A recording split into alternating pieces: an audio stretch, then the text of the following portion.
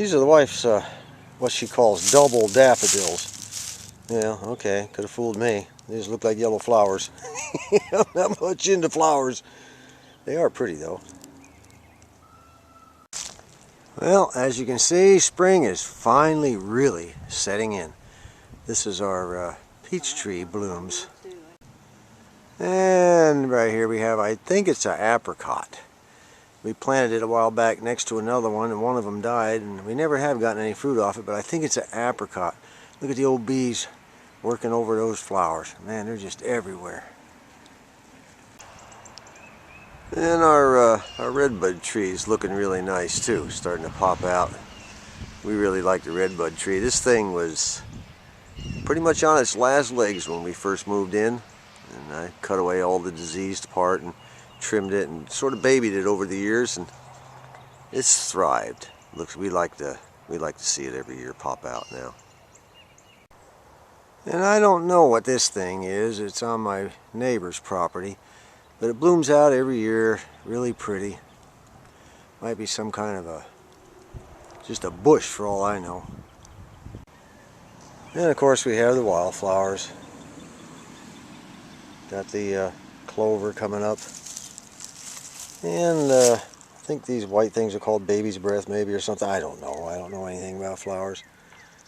Anyway, the old wildflowers are just everywhere in our yard. And whenever we see these, we of course know what that means. It's gardening time. A friend of mine told me that these troy-bilt tillers and mowers and things were actually built in Troy, New York. Well, I didn't know that, so I thought I'd go on the internet just to find out.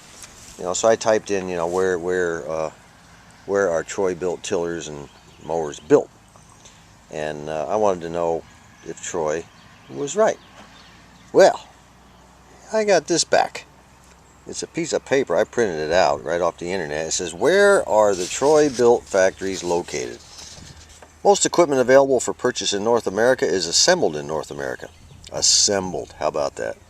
With the majority of our manufacturing and assembly plants located in the United States of America, but they don't say where. Then they go on to say Troy-bilt LLC is an international company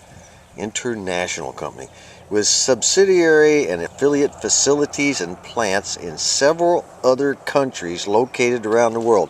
Well, I think we all understand what that means. Occasionally, equipment parts or subassemblies may be manufactured at any of our facilities, and in some instances, parts or assemblies may even be purchased from another manufacturer. Really? These decisions are based on regional regulations, cost accounting, and many other factors, all focused on producing the best overall value for our customers. Well, if that's not corporate tap dancing, I don't know what is. Gobbledygook.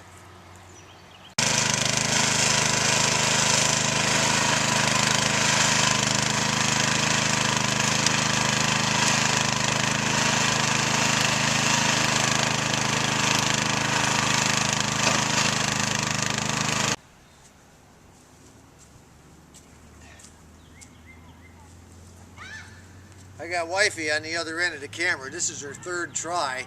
You know, these cameras with two buttons, they're rough. Oh, be quiet, you turd. How long ago did you throw this cabbage out? About maybe a month. About a month ago, the wife threw this cabbage out in the garden over here. You know, we were just going to let it rot.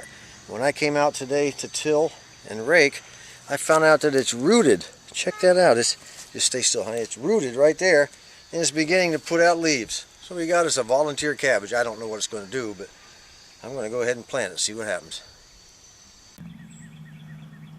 Well, I've got 3 rows. As you can see, I've got 1, 2, 3, or I guess I should say 3 hills ready to go here.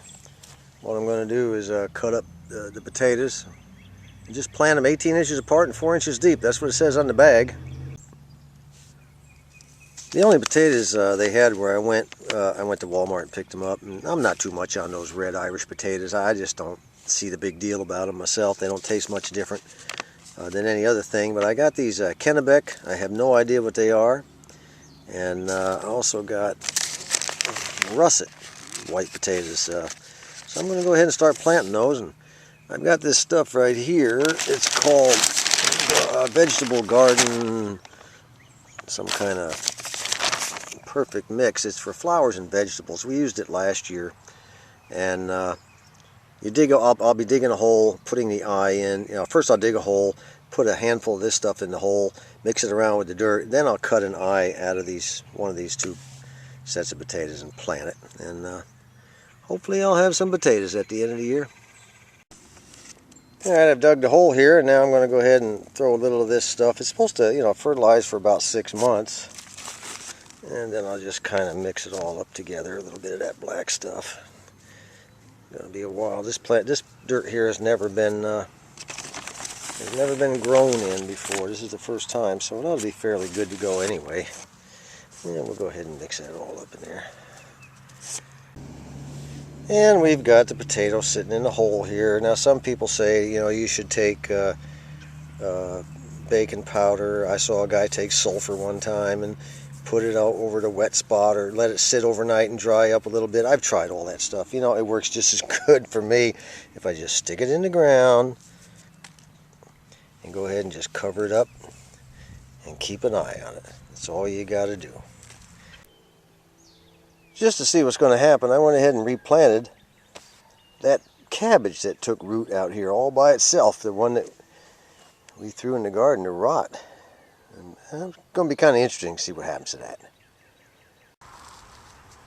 A while back, an old-timer around here showed me the best way to sow radish seeds so they don't get all clumped up and you have to wind up thinning 95% of them. I used to just, spread them around. Well, down here they call it broadcasting, and even broadcasting, it just never worked. But this guy showed me a cool way to do it. He said the first thing you got to do is put your radish seeds inside one of those Ziploc sandwich bags. So let's do that. Alright, we got that done. Now he said go to the garden and pick up a couple of handfuls of dirt right out of the area you're going to be growing it and put it inside the bag. The bag is full of dirt. Now all I got to do is just shake, rattle, and roll this stuff. So I'll spend the next minute or so just mixing it around, shaking it around, getting the seeds all mixed up into the dirt. Now that the seeds are well distributed all through the dirt, we can go ahead and just take hands full of it, just spread it out there where we want to have our radishes. And of course we'll get some clumping. There may be, 4 or 5 that'll clump together, but not like it would the way I used to broadcast it. Boy, I'll tell you what, I'd have huge clumps everywhere. Alright, here we go. Just spread it around, just spread them on around. Get another handful. Wife is holding the bag for me. Aren't you, babe? Yeah. And we just keep on spreading. That's all there is to it for radishes. And then, of course, I'll cover them up with this row of dirt that I have piled up here. Alright, we got the potatoes in, finally. And the wife wanted to plant some bush beans, which she did. She planted 2 rows of bush beans. And we've got our radishes in. And over there she put in some onion sets. The rest of this hasn't been done yet. And of course the tomato patch is still waiting for the frost season to disappear completely. And that's about it. I'm tired. I wore myself out this weekend. So let's come over here and stand right here and say, until next time, from the corner in the garden, this is John.